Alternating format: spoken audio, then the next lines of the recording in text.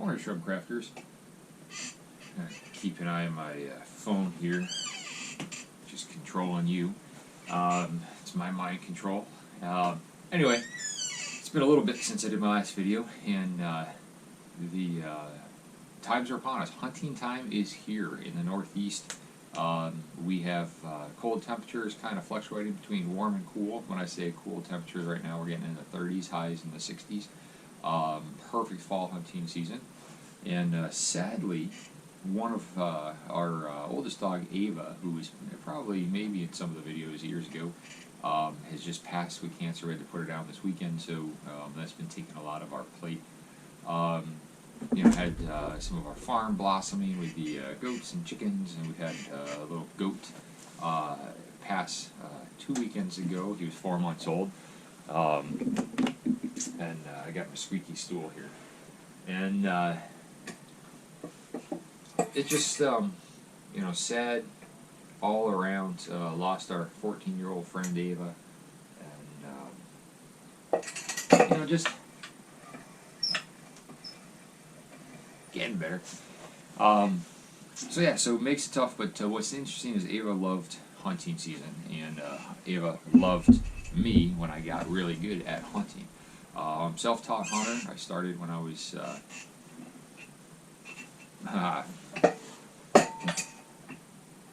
there we go. There's one more here. I'm sorry. This will make for a fun video anyway. We'll keep talking.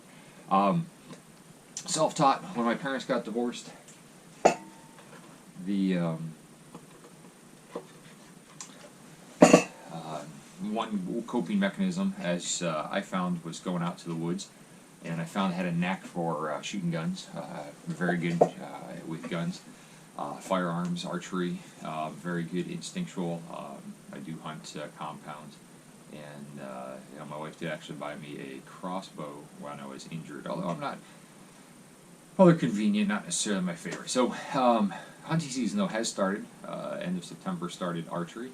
And Ava, as she was getting sick, we knew she was getting really close with some bladder cancers and masses inside of her, and sad. She was full of life, and then that kind of took her. That journey's taken the last year to figure out what was going on with her as well. That said, Thursday, her favorite... Alright, videos, for whatever reason, GoPro likes to save randomly and doesn't always come back to just keep recording and stop. So, so Thursday she was really sick. We were putting in a wood boiler outside, and I stayed home, and my wife said, yeah, she's grunting and having more problems. So I said, all right, no big deal. After it was all done, I looked at her and said, well, Ava, how about I go out and get you a deer since you're not eating? And she loved gnawing on fresh deer bones, and she absolutely tore into them. And then she loved fresh raw venison. So I said, all right, let's go. And hunting, if you've never hunted, if this is your first year going, the struggle is real. Sometimes you get out there and you've got 5 minutes in a stand, or stalking, depending how you hunt, if you're a tree stand, blind, whatever. And other times you're out there for a month or 2 months straight till you actually get something. So I told Dave, I said, well, here's the deal. I'll go out and shoot you a deer, but you gotta make one come. And with my back, I got to the stand, the blind, I just wasn't feeling it. But due to my scouting and where I kind of know this property now, I said, this is where I'm going, and I'll get a deer as long as you send me one. Well, sure enough, sent me off a deer, and big doe come in to my left, about 35 yards out. And I was like, oh, damn it, I'm not going to be able to get a shot off on her because where she was. I said, turn around, deer. Well, sure enough, deer turned around. Came right up, kind of zigzagged right in, and walked broadside 7 yards right in front of me. So I stuck her, and she... I recovered her, brought her out, got her up, started processing her. It was actually really warm. The next day I hung her. That night was 39, but the next day it got up to 70. So I had to cut her down. I was actually going to take you guys through that processing adventure so you can do it yourself. I don't believe in paying somebody to do something, even if I'm hurt. It may take me a little longer. I don't want to pay for it because you lose so much meat, and you lose the quality of the meat, and you can control the flavor of your meat that way. So anyway, got her a deer. And she didn't eat. She barely, I put some in her mouth, and she just kind of spit it out. So sadly, we put her down. With that said, she has now provided a deer for the family, and the rest of them love them. Freya, one of our cats, who's up in the window, she's absolutely in love with venison and raw venison. She knows the second it comes to the house. So it's been good. Now, moving right along, I'd like to discuss with you a series. Like if I was going to be on TV, which most people probably say, don't do it. You're not good enough, whatever. But here's the thing. I've often had trouble watching hunting and TV shows because they start off with an ad, followed by 30 seconds of video, followed by 5 minutes of ads, 30 seconds of video, 5 minutes of ads, 30 seconds of video. And you get like a total of a minute and a half of a hunting show, followed by go spend your money on this stuff. Yes, stuff looks cool. Yes, stuff is tactical. Yes, stuff is awesome out in the woods. And my philosophy is look as cool as you can.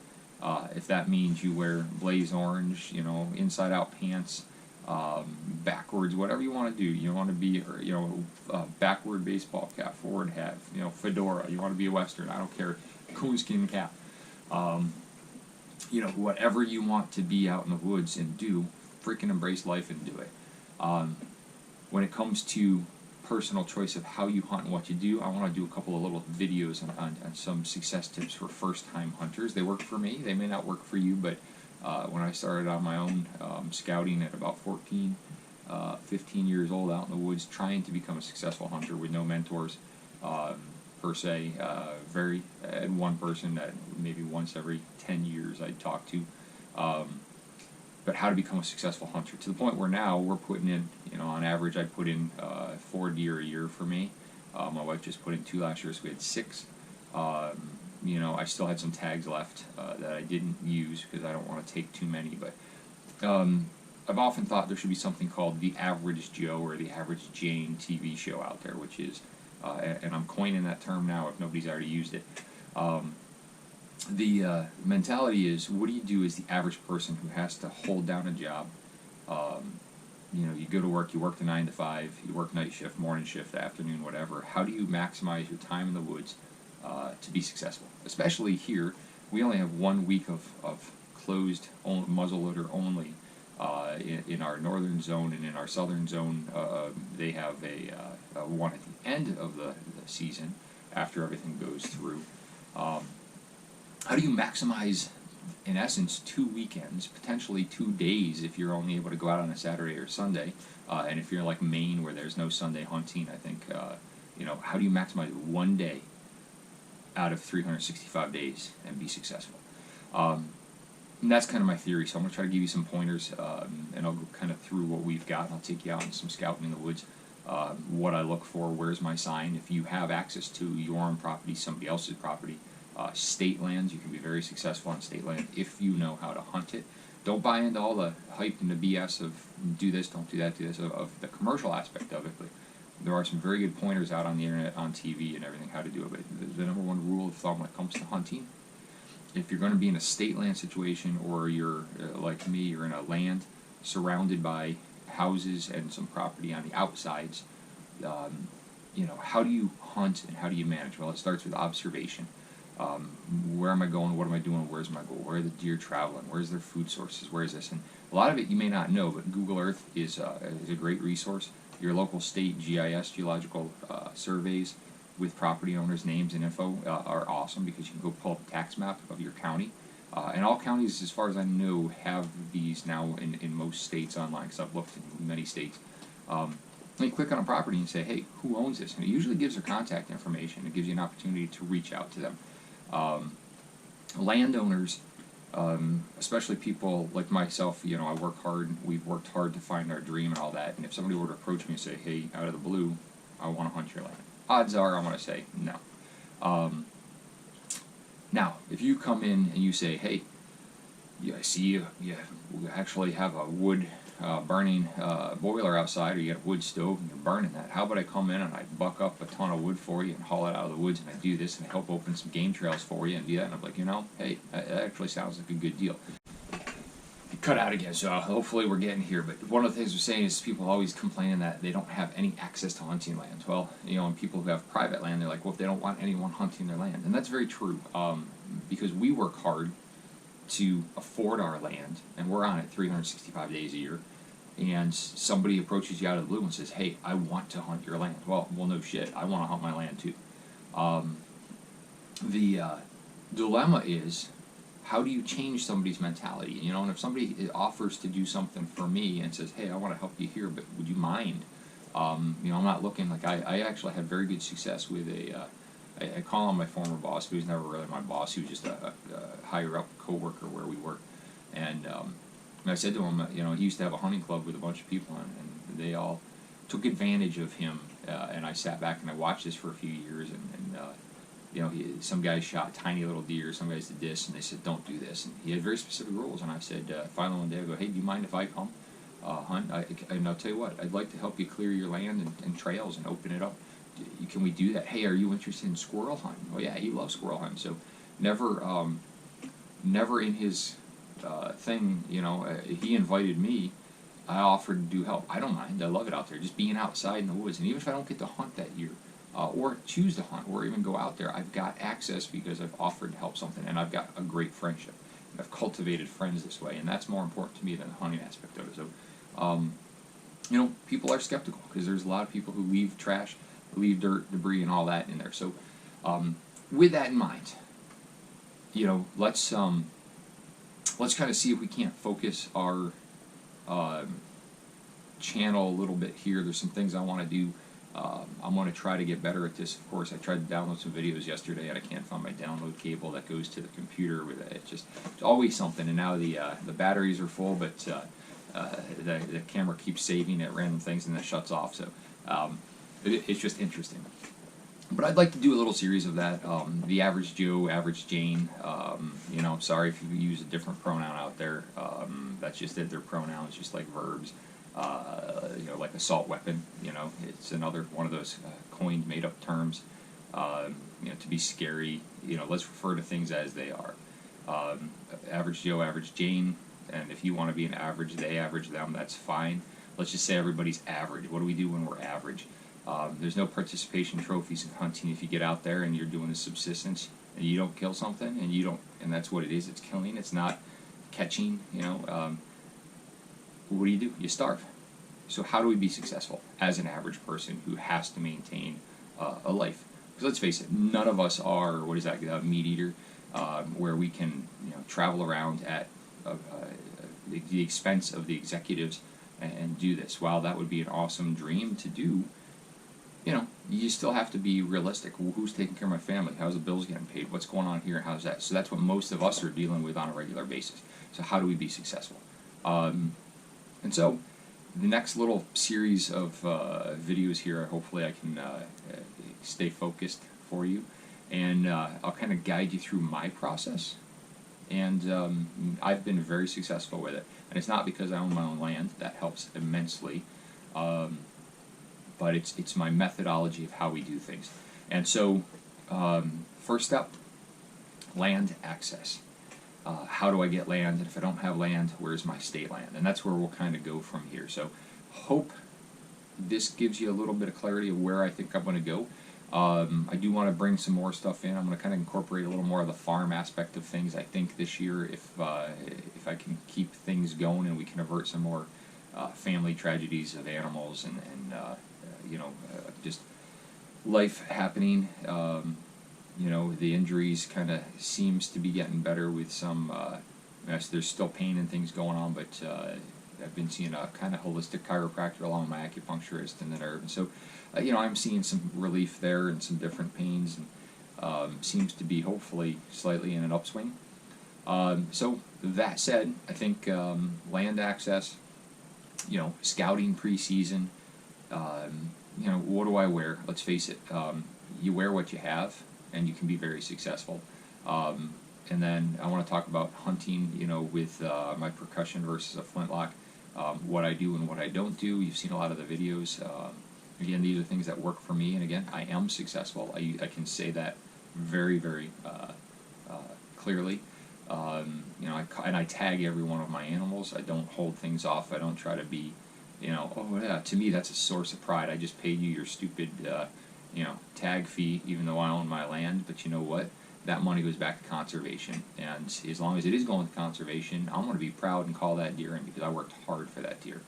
364 other days of the year, I'm out there doing something, thinking about it, where I'm going to go. So that is that's my participation trophy. That's my prize, and that's a memory in the scrapbook. So ethical hunting is something as well. I hope you all partake in that.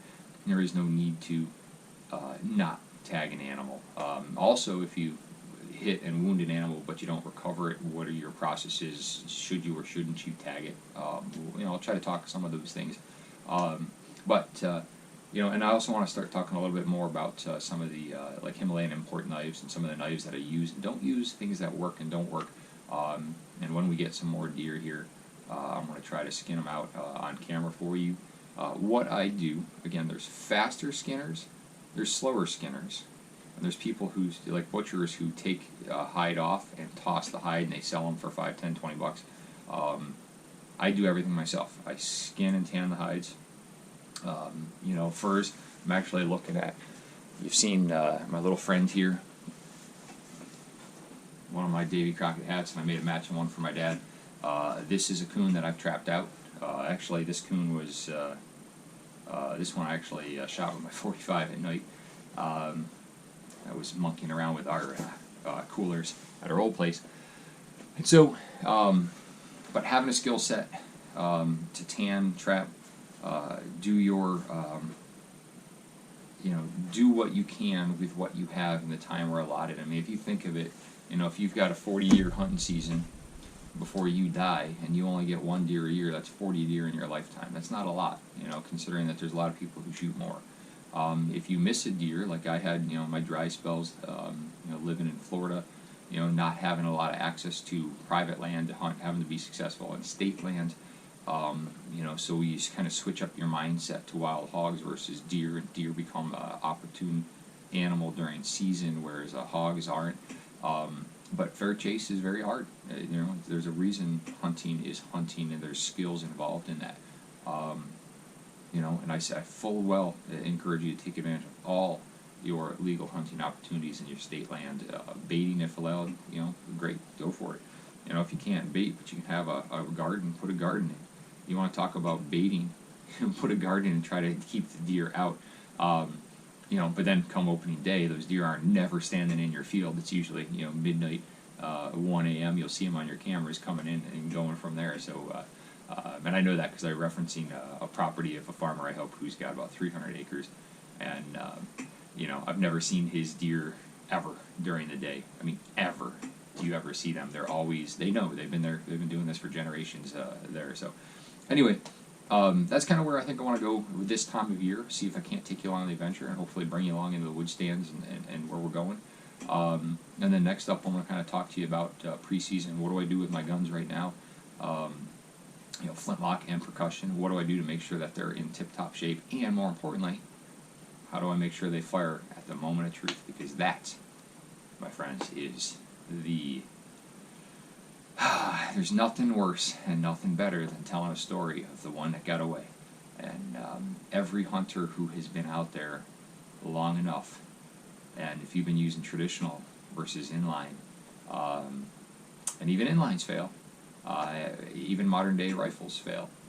If you do something wrong and you don't have a good meticulous nature ritual chance, and I think of sports teams, I'm not a big sports fan, but if you think of all the people with their superstitions of I'm going to do this, I'm going to do that, and I just people who don't change their socks or underwear or whatever, or they do a ritual or routine, or cross themselves, baseball players, before batting and all that.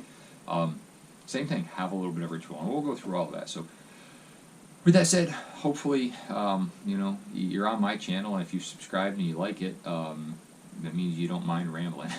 So it usually means you're probably at work watching the videos, doing whatever. But anyway, we'll go through that. I'll take you along on this journey as best I can and as frequently as I can. And, technology needs to be on our side so that I can get this. Because I'll tell you what, there's nothing more frustrating than trying to squeeze in video editing and processing on top of trying to get everything else done. So I'll try to take you through some of the knives and things and gear that works for me and doesn't work, and honestly what really does work out in a stand, blind, stalking, I've got some tree stands. I can't really sit in them very long. It just, you're high up, you're windy and that, and I've had, less success in there. Seen lots of animals, but just, even though I own tree stands, I'm not in them very often. Ground blinds I'm very successful out of, natural and man-made, and stalking, spot and stock. I've been very, very successful on. So with that, I hope everyone is staying safe, doing well, and gearing up for your hunting season. If it's already started, like us, I hope you've got some meat in the freezer already, because I'll tell you what, that takes that edge off and that concern. So we will continue on our journey, and next up we'll talk a little bit about firearm prep, some access, and hunting tips as best I can. And remember, this is just my opinion, so if you're watching, it means you actually want to see it. So appreciate it.